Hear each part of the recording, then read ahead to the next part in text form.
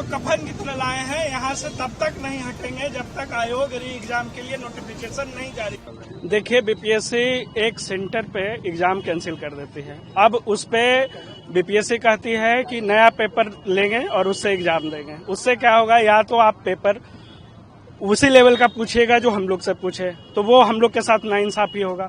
और अगर क्वेश्चन का पेपर आप लेवल हार्ड रखते हैं तो उन 15,000 बच्चों के साथ नाइंसाफी होगा। तो आप सेम लेवल पे, सेम फील्ड पे आप कहां दौड़ा रहे हैं बच्चों को। इतनी बड़ी वैकेंसी आई है तो हमारा बस एक ही मांग है कि आप सारे बच्चों का एक एग्जाम लीजिए, बस सिर्फ और सिर्फ एक मांग है। और अगर आप नहीं मानते हैं तो 2 और 3 दिन के अंदर अंदर आपको हटाने का भी मांग हम लोग स्टार्ट कर देंगे। आप लोग चाह रहे हैं कि पूरे बीपीएससी को फिर से कंडक्ट कराएं? जी, जितने भी छात्र बिहार से आ रहे हैं उनका मात्र एक ही मांग है कि री एग्जाम को आप कंडक्ट करिए। मामला ये है कि ये अन्याय कर रहे हैं, जुल्म कर रहे हैं। जब इनको मन करता है तो 68वीं ये बोल देते हैं कि नॉन सीरियस कैंडिडेट है, उपद्रवी तत्व है। अरे भैया, 68वीं का एग्जाम हुआ, एक उपद्रवी तत्व बिहार में नहीं मिला। अतुल प्रसाद सर के टाइम 69 का जब एग्जाम होता है तो एक उपद्रवी तत्व बिहार में नहीं मिलता है, नॉन सीरियस कैंडिडेट मिलता है। हम इनसे बोल रहे हैं कि इनसे संभल नहीं रहा है अध्यक्ष महोदय से, और जब आपसे संभल नहीं रहा है तो उस पद से उतर जाइए। ये आपका पद है, आपका जानाजा तो नहीं है ना। और देखिए, ये बिहार की धरती है, यहाँ पर अगर आप अन्याय करेंगे, जुल्म और सितम करेंगे तो आवाज मुखर रूप से उठेगा। अन्याय देख रहा दिनकर की धरती है, अन्याय देख रहा चुप बैठना यह बड़ा दुष्कर्म है, न्यायार्थ अपने बंधुओं को दंड देना धर्म है। तो देखिए, ये डेमोक्रेसी क्या है? Democracy is all about debate, discussion, discourse. आप जितने मीडिया के बंधु हैं, मैं आपसे करबद्ध विनती करता हूं, अध्यक्ष महोदय 5 कोई विद्यार्थी को चुने, मीडिया को सामने रखें, वो अपना तर्क रखेंगे, हम लोग अपना तर्क रखेंगे। अगर वो तर्क में हम लोग को सेटिस्फाई कर देते हैं तो हम लोग घर चले जाएंगे, और अगर वो हमारे तर्क से हार जाते हैं तो री एग्जाम को कंडक्ट कर दें। मेरा बस सिंपल सा कहना यह है कि जो अध्यक्ष महोदय हैं, हम आपसे बस इतना कहना चाहते हैं कि आप जिसको मन करता है उपद्रवी कह देते हैं, आप डरवाते हैं कि एफआईआर कर देंगे। अरे भाई, एफआईआर से वो डरेगा जो पहले डकैती का उस पर केस है, चोरी का केस है, छिनारी का केस है। एफआईआर से वो डरे जिसपे दलित और महादलित का पैसा गबन का आरोप है।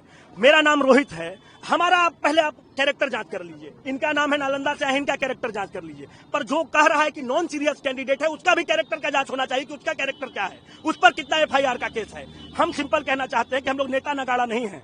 आप पुलिस को बुलाइए, थुर दीजिए और हम लोग को जेल में डाल दीजिए। एक चीज बहुत स्पष्ट कहना चाहते हैं अध्यक्ष महोदय से कि हम लोग आप गुजरात के हैं और आपको बोलना चाहते हैं कि गुजरात से एक व्यक्ति आता है जिसका नाम है मोहनदास करमचंद गांधी।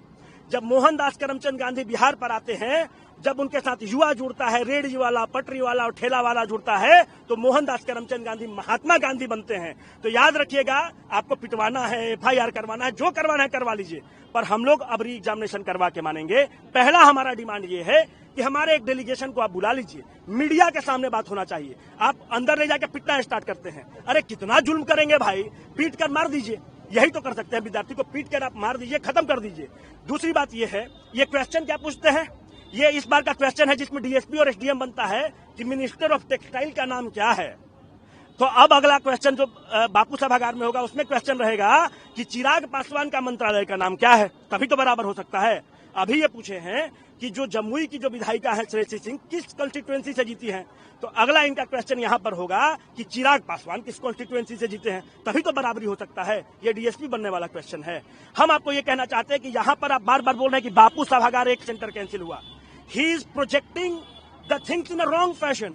बापू सभागार एक सेंटर नहीं है साहब, वो एक जिला है। वहां पर 12,000 बच्चा बैठा है।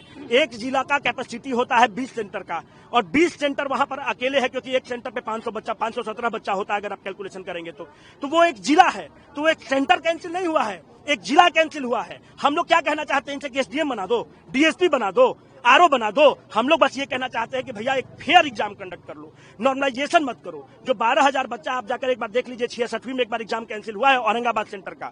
वहां पर बच्चा जो सिलेक्ट हुआ था वो 0 सिलेक्ट हुआ था। या तो 5,000 बच्चा यहाँ से सिलेक्ट होगा, यार यहाँ पे फिर 0 सिलेक्ट होगा।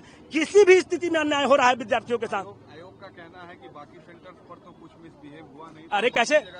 अरे भैया, गया पे हुआ है, आप देखिए भागलपुर में हुआ है, अररिया में हुआ है, वेस्ट चंपारण में हुआ है। एक काम करें कि जितना रॉ फुटेज है, ये क्लिपिंग नहीं चलेगा 10 मिनट का, ये जो 10 मिनट का चला के एकदम आप कॉन्साइज कर रहे हैं, 10 मिनट का चला के निकल जाते हैं। आप रॉ फुटेज दीजिए हर सेंटर का, हर सेंटर का रॉ फुटेज आप डाल दीजिए। अगर ये रॉ फुटेज नहीं डालेंगे तो ये बहुत गलत बात है।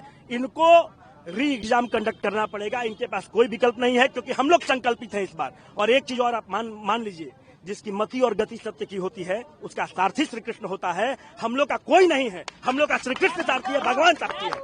और हम लोग अन्याय के खिलाफ आवाज उठा रहे हैं, इनको बैक करना पड़ेगा। और हाथ जोड़कर चेयरमैन साहब, एएनआई वाले हैं, आप लोग देख रहे होंगे, 5 आदमी अपना बुला लीजिए, बात कर लीजिए, पर एक ही शर्त है कि मीडिया सामने होना चाहिए, वही तो तय होगा। नहीं तो अंदर मारने लगता है। गरीब का लड़का है, 4 ठो बॉडीगार्ड पुलिस को खड़ा कर देगा और मरवाना स्टार्ट करते हैं। तो मीडिया को बुला लीजिए, आप लोग वहीं पे रहिएगा, तर्क होगा। अगर तर्क में हम लोग हार गए तो चले जाएंगे, और ये तर्क में हार गए तो एग्जाम कंडक्ट कर दें।